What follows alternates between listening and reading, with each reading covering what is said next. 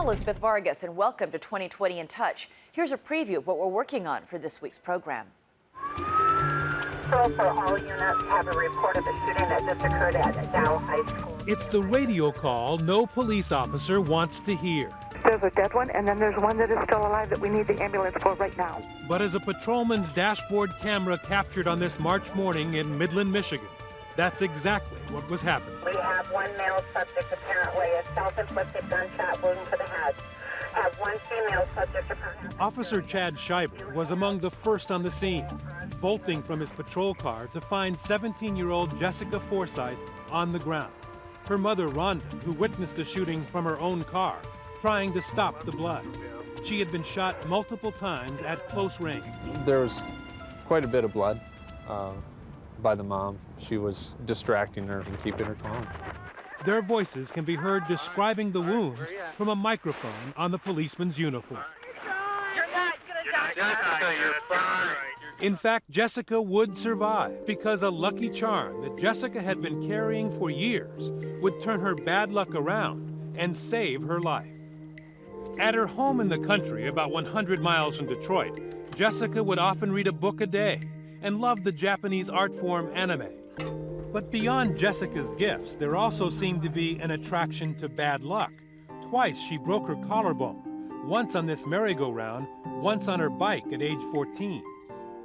An injury so bad it required surgery, and key to this story, a 6-inch titanium plate screwed in to heal the fracture. It's such a big scar, and over so many years she kept trying to find ways to cover it up. But the scar did fade a bit with time, and it certainly didn't stop 17-year-old David Turner from falling in love with Jessica. But it wasn't long before Jessica saw the dark side of David. We would break up, and then he would ask me back out, and he'd be all sweet, and I'd say yeah. And then we'd break up again, and then he'd do it again. Jessica finally had enough.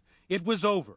She agreed to meet David one last time to recover a sentimental keepsake given to her by her father, a small clock. And he said, "Why do you want to break up with me?"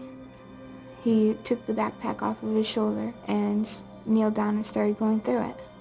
Jessica's mom was watching from the car, and she could sense something bad was about to happen. All I remember is like a loud noise and my ear stinging. And then I felt a jolt, and I like just went back. Jessica's mom can't believe what she's seeing. David pulls a gun and shoots her daughter over and over again. Immediately, mom jams on the accelerator, trying to knock the boy down. But it's too late. We've had a shooting at Dow High School. We need an ambulance immediately. David had already turned the huge gun, a .44 Magnum, on himself. So you thought when you were lying on the ground that you were going to die? I kept telling my mom that I didn't want to die. Remember Jessica's unlucky streak with 2 broken collarbones? It turned out to be the best thing that ever happened to her. That piece of luck she had been carrying with her since she was 14, the metal plate, 6 inches long, 1/8 of an inch thick. Well, just look at this x-ray. There it is, in just the right place. And right next to it, a flattened .44 caliber bullet that doctors say was en route to major blood vessels, her spine, even Jessica's heart. But incredibly, it was stopped by that small piece of titanium. That story is coming up Friday on 2020 at 10 p.m. Eastern, 9 Central. I'm Elizabeth Vargas. For all of us at 2020 and ABC News, we're in touch, so you be in touch.